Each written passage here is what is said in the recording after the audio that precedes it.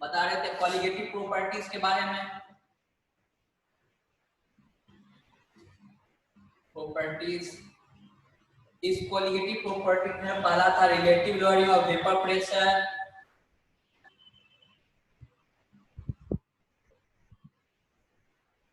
Vapour pressure, दूसरा elevation of boiling point,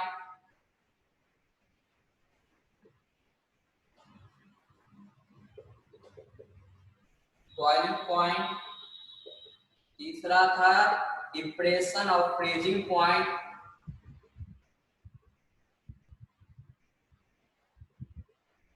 depression of freezing point, fourth था तुम्हारा osmotic pressure. ये चार क्वालिटेटिव प्रॉपर्टीज। अब इस चार क्वालिटेटिव प्रॉपर्टीज में से यहाँ पर तुम्हारा ये चार क्वालिटेटिव प्रॉपर्टीज है, relative lowering of vapour pressure, elevation of boiling point, depression of freezing point और ऑस्मोटिक प्रेशर। इसमें से ये तीनों जो है तुम लोगों को बता दिए थे। अभी चल रहा है ऑस्मोटिक प्रेशर। नेक्स्ट चलता है तुम्हारा osmotic pressure. Osmotic pressure, osmotic pressure समझने से पहले सबसे पहले समझते हैं ऑस्मोसिस क्या होता है। तो जैसे यहाँ पर एक कंटेनर लिए हुए हैं, ठीक है, इसमें पानी भरा हुआ है, इसमें तुम्हारा हम पानी डाल दिए। अब इसमें हम लोग क्या करते हैं कि दूसरा एक कंटेनर ले रहे हैं, इस तरह का तुम्हारा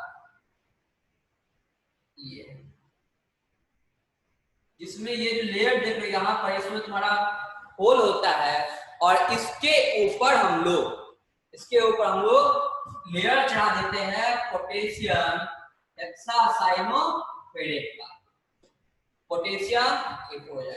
पोटेशियम हेक्सासाइनोफेरेट का एक तुम्हारा यहाँ पर ये कंटेनर है जिसमें होल है और इसके ऊपर हम लोग पोटेशियम हेक्सासाइनोफेरेट का लेयर चढ़ा देंगे। अब यह जो वॉल है यह तुम्हारा सेमी परमेबल मेम्ब्रेन की तरह यूज होगा। ये तुम्हारा हो गया सेमी परमेबल मेम्ब्रेन। तो सेमी परमेबल मेम्ब्रेन कहने का मतलब हुआ कि वैसा सब्सटेंस जिससे सिर्फ सॉल्वेंट तुम्हारा मूव कर सकता है, सॉलिड पार्टिकल्स मूव नहीं कर सकता है, उसको कहा गया सेमी परमेबल मेम्ब्रेन। यहाँ पर इसके ऊपर सेमी परमेबल मेम्ब्रेन का लेयर चढ़ाया हुआ है और इसमें तुम्हारा एक ग्लास का इस तरह से एक तुम्हारा ट्यूब लगा दिया गया। अब इसमें तुम्हारा सॉल्यूशन भरा हुआ है। तो अब यह जो तुम देख रहे हो ये वाला, ये पोर्शन को हम लोग वाटर में जो सॉल्वेंट है उसमें डालेंगे। तो डालने के बाद देखा गया यहाँ पर जो तुम देख रहे हो इसमें मान लीजिए तुम्हारा दिया हुआ है, तो लिक्विड का लेयर पहले यहाँ पर, सॉल्यूशन का लेयर यहाँ पर है। जैसे इसमें डालते हैं तो थोड़े देर के बाद यह लेयर तुम्हारा यहाँ से बढ़कर आ जाता है यहाँ पर। तो पहले जो लेयर तुम्हारा यहाँ पर था इनिशियल लेयर, यहाँ पर यह तुम्हारा इनिशियल लेयर हो गया और यहाँ पे तुम्हारा फाइनल लेयर। तो पहले जब इसको हम लोग इस सॉल्यूशन को सॉल्वेंट के कंटेनर में नहीं डाले थे तो उस समय यह लेयर यहाँ था, लेकिन जैसे ही डाले तो थोड़ी देर के बाद यह लेयर यहाँ से यहाँ आ रहा है। तो कितना लेयर बढ़ा, उसको हम लोग लिखते हैं H से, हो गया हाइट। तो अब यहाँ पर जो मूवमेंट है, अब इसके ऊपर यहाँ तुम्हारा प्रेशर लग रहा है। अब यह तुम्हारा कहलाता है हाइड्रोस्टेटिक प्रेशर। यहाँ पर हाइड्रोस्टेटिक प्रेशर जो है, हाइड्रोस्टेटिक प्रेशर यह इक्वल हो जाता है तुम्हारा HBG, जहां पर H ये तुम्हारा कितना बढ़ा है लेयर, वो हो गया H हो गया तुम्हारा हाइट। D जो है यह बताता है सॉल्यूशन के डेंसिटी के बारे में। तो D हो गया तुम्हारा डेंसिटी ऑफ सॉल्यूशन और और जी जो है यह हो गया तुम्हारा ग्रेविटी ड्यू टू अर्थ। जी का वैल्यू पेज से पढ़े होंगे, ग्रेविटी ड्यू टू अर्थ। और इसका वैल्यू जगह जगह पर वेरी करता है। जनरली जो कॉमन वैल्यू लिया गया है वह है 9.8 ग्राम पर मीटर स्क्वायर। यह तुम्हारा gram metre per second square. यह तुम्हारा इसका वैल्यू लिया गया 9.8, जनरली हम लोग लेते हैं। ये तुम्हारा हाइड्रोस्टेटिक प्रेशर हो गया। तो अब यह जो प्रोसेस है सॉल्वेंट से सॉल्यूशन के तरफ मूव करना, सॉल्वेंट पार्टिकल्स का सॉल्यूशन के तरफ मूव करने का जो प्रोसेस है वह कहलाता है ऑस्मोसिस। तो ऑस्मोसिस तुम्हारा हो गया या तुम्हारा process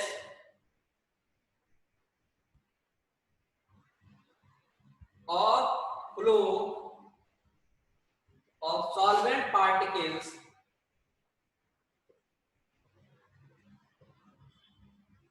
to solution,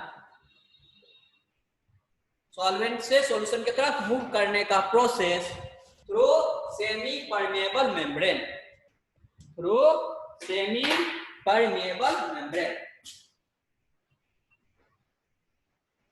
semi permeable membrane, यह कहलाता है ऑस्मोसिस। तो अब क्या है ये जो प्रोसेस है ऑस्मोसिस का, इस ऑस्मोसिस के प्रोसेस को रोकने के लिए ऊपर से हम लोग प्रेशर डालते हैं। वह प्रेशर एक्सटर्नल प्रेशर जो ऑस्मोसिस के प्रोसेस को रोक दे, स्टॉप कर दे, तो वह कहलाता है ऑस्मोटिक प्रेशर। तो यहां पर तुम्हारा ऑस्मोटिक प्रेशर जो है या तुम्हारा एक्सटर्नल प्रेशर है, external pressure which stop osmosis. तो यह एक्सटर्नल प्रेशर जो ऑस्मोसिस को रोक दे वह कहलाता है ऑस्मोटिक प्रेशर। और यह ऑस्मोटिक प्रेशर जो है इसको हम लिखते हैं पाई से, ऑस्मोटिक प्रेशर लिखते हैं पाई से। और यह सॉल्यूशन के कंसंट्रेशन का डायरेक्टली प्रोपोर्शनल होता है। ऑस्मोटिक प्रेशर या सॉल्यूशन के कंसंट्रेशन का डायरेक्टली प्रोपोर्शनल होगा। इसका मतलब सॉल्यूशन का कंसंट्रेशन जितना ज्यादा बढ़ाएंगे ऑस्मोटिक प्रेशर उसका उतना ही ज्यादा होगा। दूसरा, यह टेम्परेचर का भी डायरेक्टली प्रोपोर्शनल होता है। टेम्परेचर जितना ज्यादा ऑस्मोटिक प्रेशर उतना ही ज्यादा होगा। तो इस दोनों को जब हम कंबाइन कर दिए तो ऑस्मोटिक प्रेशर और डायरेक्टली प्रोपोर्शनल होता है C/T। और जब हम लोग प्रोपोर्शनलिटी हटाते हैं तो उसके बाद एक कांस्टेंट लगता है वो SCT। इस S को कहा गया तुम्हारा सॉल्यूशन कांस्टेंट, या S जो है ये हो गया तुम्हारा सॉल्यूशन कांस्टेंट।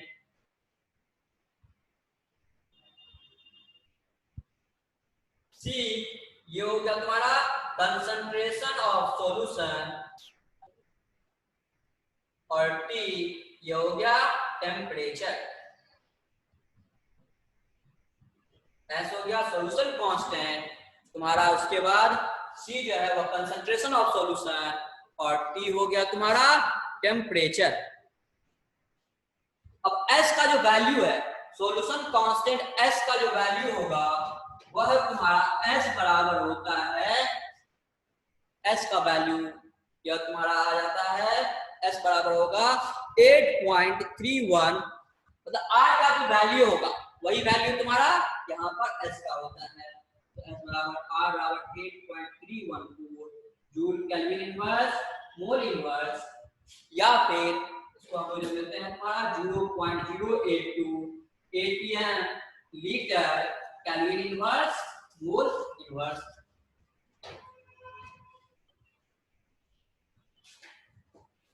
ये तुम्हारा आ जाएगा R या S का वैल्यू, इसको लिख लो। नेक्स्ट टॉपिक स्टार्ट करें तुम्हारा एबनॉर्मलिटी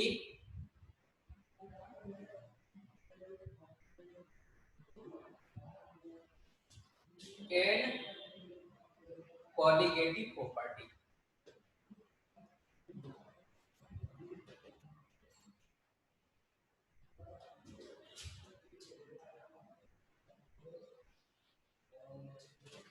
एबनॉर्मलिटी इन कॉलिगेटिव प्रॉपर्टीज। तो जो हम लोग किसी भी सब्सटेंस का जो है, जब हम लोग पढ़ रहे थे तुम्हारा सॉलिड इन लिक्विड सॉल्यूशन में, तो जहां पर होता था सॉलिड इन लिक्विड सॉल्यूशन है, सॉलिड इन लिक्विड सॉल्यूशन में, तो पहला टर्म ये जो सॉलिड था इसके बारे में जान रहे थे कि वह तुम्हारा होना चाहिए non volatile solute,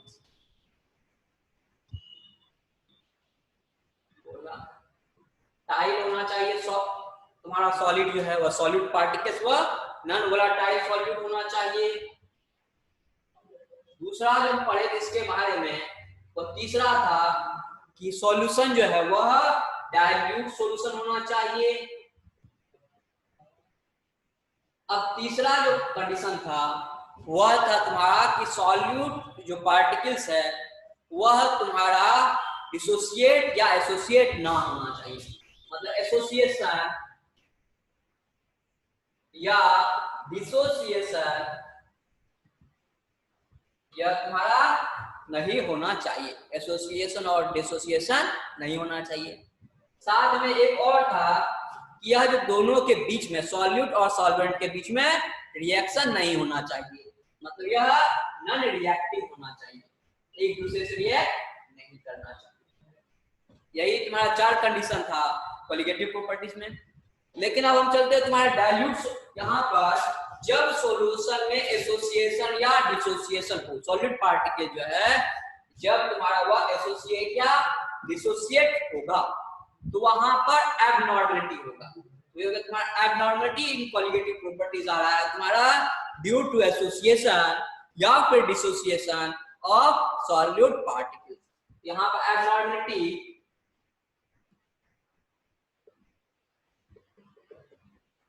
is due to association या डिसोसिएशन, एसोसिएशन या डिसोसिएशन के कारण, एसोसिएशन या डिसोसिएशन के कारण तुम्हारा एबनॉर्मलिटी आता है। ठीक है, अब यहाँ पर कितना ज्यादा एबनॉर्मलिटी है उसको मेजर किया जाता है वांस ऑफ फैक्टर से। तो एक्सटेंट ऑफ एबनॉर्मलिटी जो है वह तुम्हारा मेजर किया जाता है वांस ऑफ फैक्टर से। तो देखते हैं, तो extent of abnormality is measured by वांस ऑफ फैक्टर। इसको आई से मतलब कितना ज्यादा एबनॉर्मलिटी है उसको मेजर करने के लिए हम एक टर्म यूज करते हैं वांस ऑफ फैक्टर। वही लिखा है extent of abnormality is measured by वांस ऑफ फैक्टर। यहाँ वांस ऑफ फैक्टर को हम लोग आई से लिखते हैं। आई का जो वैल्यू है वह इक्वल होता है तुम्हारा ऑब्जर्व कॉलिगेटिव प्रॉपर्टीज गेटिव property by calculated colligative property. तो आई का जो वैल्यू होता है वह इक्वल होता है तुम्हारा observe calculative properties bye calculated colligative properties. Observe colligative properties कहने का मतलब जब एक्सपेरिमेंट किए और एक्सपेरिमेंट करने के बाद जो हम लोग मेजर करते हैं उस कॉलिगेटिव प्रॉपर्टीज को, तब जो वैल्यू आया वो कॉलिगेटिव वो कहलाएगा ऑब्जर्व कॉलिगेटिव प्रॉपर्टीज। और जो मैथमेटिकल फॉर्मूला के बेसिस पर जो सारा फॉर्मूला लिखा है उसके बेसिस पर जब कॉलिगेटिव प्रॉपर्टीज निकालते हैं तो वह कहलाता है कैलकुलेटेड कॉलिगेटिव प्रॉपर्टीज। तो इस दोनों का जो रेशियो होगा वही कहलाता है तुम्हारा वांस ऑफ फैक्टर। तो जब यहाँ पर इसमें कॉलिगेटिव प्रॉपर्टीज में वेरिएशन हो रहा है तो कॉलिगेटिव प्रॉपर्टीज के से रिलेटेड जो फॉर्मूला पढ़े थे उसमें हर एक जहां मोलर मास इंक्लूड था, तो वहां पर मोलर मास में भी वेरिएशन आएगा। तो कोलिगेटिव प्रॉपर्टीज वो मोलर मास का इनवर्सली प्रोपोर्शनल होता है, इसलिए यहाँ पर हो जाएगा तुम्हारा आई का जो वैल्यू है वह इसका एक और फॉर्मूला आ जाएगा, calculated molar mass by observe molar mass.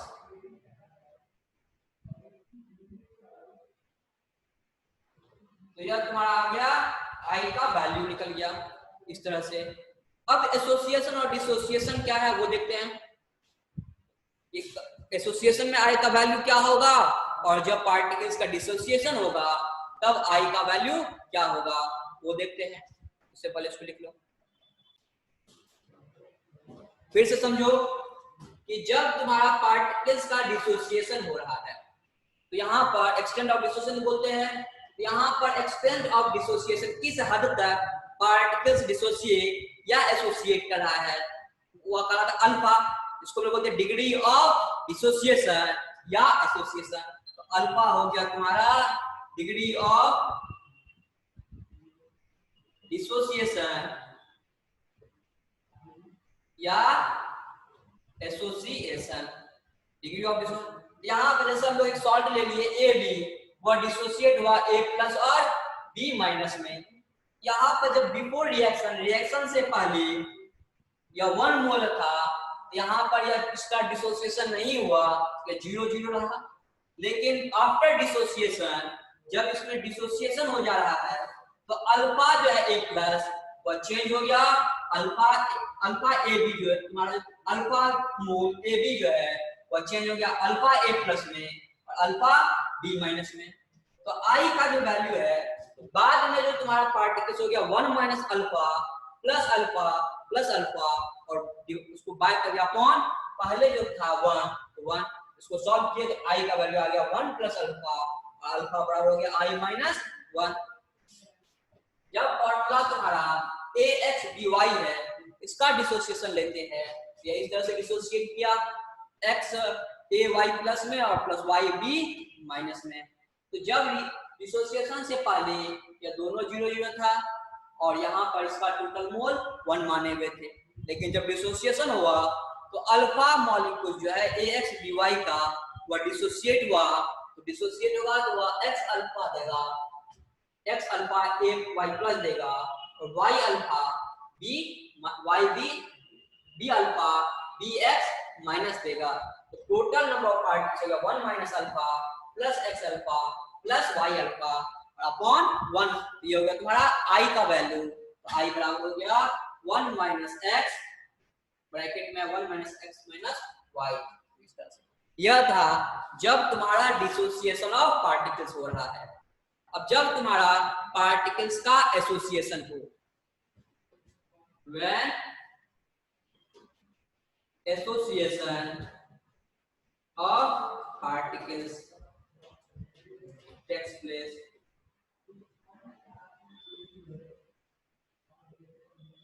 जब पार्टिकल्स का एसोसिएशन हो, जैसे एन ए मॉलिक्यूल्स वो चेंज हो रहा है तुम्हारा ए एन में, यहाँ पर एक रहा एक मोल है तो ये कितना होगा तुम्हारा 1 माइनस एन बनाएगा।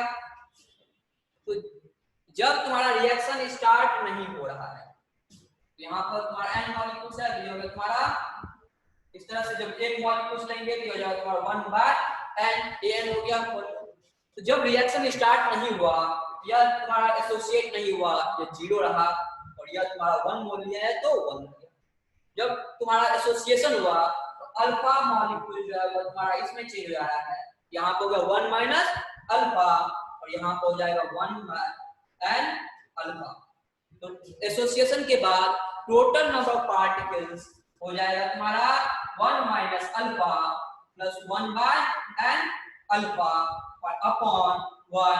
ये हो गया तुम्हारा आई का वैल्यू जब तुम्हारा एसोसिएशन ऑफ पार्टिकल्स हो, जब पार्टिकल्स का एसोसिएशन हो तब क्या है, यहाँ पर उसको सॉल्व करते हैं तो आई इक्वल टू हो जा रहा है तुम्हारा 1 माइनस अल्फा यहाँ पर 1/n-1 और यहाँ पर अल्फा बराबर हो जाएगा i-1 माइनस अल्फा बराबर होगा i-1 बाय 1/n-1 अल्फा बराबर हो गया 1 माइनस i बाय 1/n-1। ये तुम्हारा अल्फा का वैल्यू जब एसोसिएशन ऑफ पार्टिकल्स हो रहा है और यह तुम्हारा अल्फा का वैल्यू जब डिसोसिएशन ऑफ पार्टिकल्स हो रहा है।